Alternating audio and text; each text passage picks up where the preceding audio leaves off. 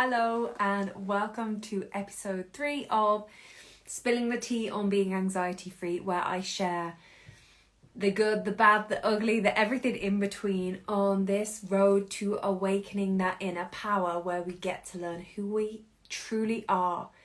Actual me, actual you, so we know what we're here to do, so that what we're here to do gets to flow through. I want to talk about this idea, and I just saw it somewhere. So today is Trigger Tuesday. So we wear our the oranges, the tangerines, we have that sensory experience working in the background so that we can go from our conscious brain into the unconscious, where everything lies within that space that limits us from living the life as we truly are, who we truly are and what we're here to be. Triggers are a huge thing, and I saw something and I immediately rejected it, which probably means I need to explore it a little bit, like, let's be honest. But as I saw it, a glimmer, instead of looking at life as triggers, look at them as glimmers. And the idea of glimmers and hope and faith and all of those things make me want to go bleh, because I think it's like a trauma response that I probably need to look into. But for so long, for so much of my life, I kind of hoped things would get different. I wished things would get different. I had this passive attitude that somehow something was going to come along that was going to mean that life would get fairer for all the people it deserved to be fair for, and that if we kept hoping and praying and holding faith, then it would all just figure out, and it just doesn't, does it? So I think I'm triggered, like it's a message for me, that trigger notion of glimmers, because that ain't it. And I think we can all, anybody that comes into any of the work, any of the spaces that I do based around anxiety, I think we can all agree that feeling triggered is a horrible experience. Now, for so many of us, I know I went through 30 years of existence not even being aware that I was just being reactive to my entire life. And then at kind of like 30, when I got this massive wake-up call, I was like, oh, okay, I need to start doing life a little bit differently because this isn't working. And then I started to heighten this awareness, because that's a huge step in it all, isn't it? This heightened awareness of looking in at myself, looking in at my life and being like, ooh, I am spending a massive amount of my existence being triggered, being reactive to people rather than responsive. How interesting. That limbo state is probably one of the worst spaces, isn't it? When you start to realize like, oh, I am the one that is making my life not as brilliant as it could be. And then we're faced with the dark reality of, but I don't know how to do it differently. That's the brutal, honest truth. And there are things that come up in my life, in your life, in all of our lives, where we're going to be faced with this stark reality of like, I don't want to keep doing this anymore. And yet I keep falling into the habits and the patterns of it, and I don't want to. That is desperately triggering. And I think if anybody wants to label that and proclaim it as a glimmer, I'm like, okay, I cannot. Yes, I think you've heightened that awareness of you're starting to do things differently, means that you're making the space. That's a huge part of it, and that's what I want to focus on here tonight. I agree wholeheartedly. When we start to recognize, oh, you're so kind. When we start to recognize, oh, I'm navigating life in a different way, and I want to navigate life in a different way, and the way that this has been going isn't working for me. Ooh, little pause. I wonder how I might do it differently. The most imperative thing that we can do is not like label, oh, look for glimmers, because when you're being triggered, you're like, I hate the world, I hate you all. Like, it's horrible. You can't be in that space to be like, oh, and now I'm gonna look for the glimmer in this moment, because your conscious brain is like, run, fight them, freeze, don't do anything, pretend it's not happening. Looking for a glimmer in that moment is the most insane kind of conscious brain nonsense I could ever hear. And I've probably misunderstood the concept somewhere and got on my high horse. But our work to be able to actively and actually change the neurology of our brain, because when we reduce ourselves down, which I love doing all the time when I'm in the middle of something and I'm like, I'm so triggered. When we reduce ourselves down to the most fundamental, basic elements of our existence, we're just all these cells mushed together and it feels so good. It's like, okay, I'm taking this all far too seriously. This feels better instantly. We have neurology. It's just the way that our brain fires that determines how we think about it, and the way it communicates with different glands inside our body that tell chemicals to secrete is how we feel about it, and then we make a judgment. When we reduce it down to that, it's like, oh, so what my job actually is to recognize that this thought that I'm having right now about generally an external situation, generally somebody else, isn't it? It's another person just being a donut. Let's be honest, when we're living in the real world. When we notice that's happening, it's not a moment to rejoice and be like, oh, it's a glimmer. It's like, oh, I am badass. I'm so freaking powerful because I can see this. I can see this, and I can see the way I want to act is not helpful. And maybe to begin with, quite often we don't know how the heck to do it differently. And that is perfect, because that means you're a human, I'm a human, and our brains have just been going that way for some time. But we see it. It's not a glimmer, it's a boom! I'm powerful. Yes! I can do this differently. I don't know how to do it differently, but I know I can. And this is what I want to read. So it's page 87. Follow along with me if you have my book. So make space. This part is where I want you to take an extra big lookful, eyeful, or mouthful of that tangerine. And we're good because I am very much... My sister gave me these trousers today. I nearly died. It's like, she came in and she was like, oh, I ordered these trousers. They don't really fit. I ordered them too long ago. Would you like them? Of course, they're tan for Tuesday. They're amazing. They're so comfortable. They're high over my waist, so you can see my tan trousers, my bralette, which I love, my hat. So I'm giving you all the tans. So as we're navigating this, submerge yourself. If you have your essential oil, this sweet orange is glorious. Have a inhale of that because that allows it to go into that unconscious space, a space where we're trying to actively plat fog with our thoughts.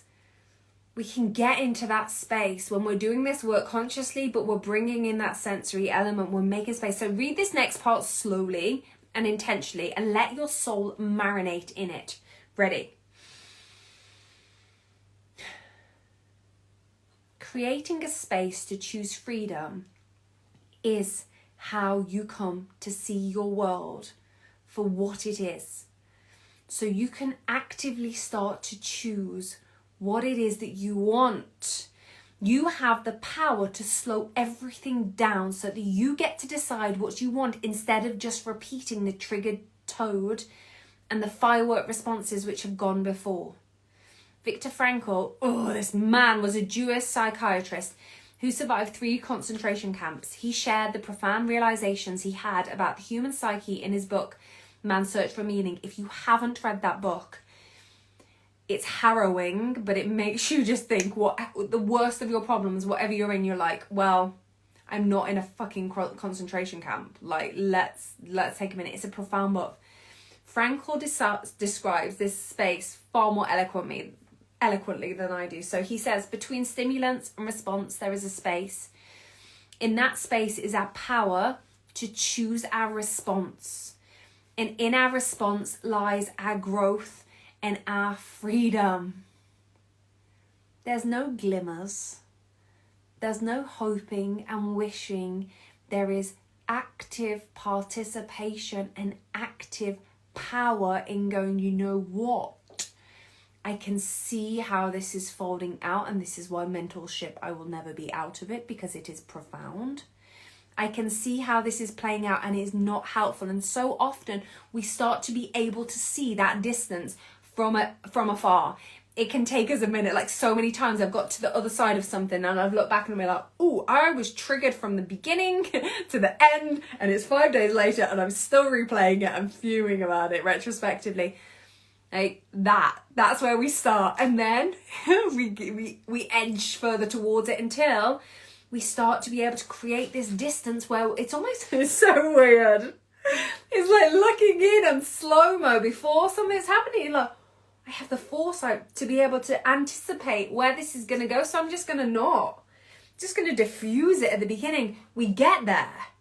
by noticing when we've leaked through it in our triggered conditioned response for so long, and we look back and we go, oh, I went off at the deep end at about that point and I didn't make it back until now. Cool. So the next time you're going to go off at the deep end a little, until we bring time, because what is time? It's all relative. We bring time into the actual moment of right now, which is all that exists, and then we can look at it all with this clear perception of, well, I'm just not going to. There's no glimmers, there's no hoping. It's active participation. Being like, I see it, I see the trigger, I see where my brain wants to go. Do I want to keep doing that? Do I want to keep doing that? Oof, it's not fun. It's not helpful. There's no judgment. There is no Francis.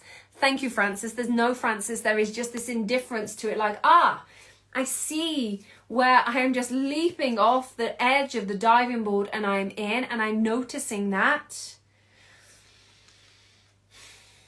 And I'm going to keep noticing it. And I'm going to keep noticing it. And then one day, time collapses. You are only in this moment. You realize and awaken that inner power to such a degree that you are unshakable in every moment. And there is going to be human experiences that come up that push us to a new paradigm. But that's the point. We are here to expand.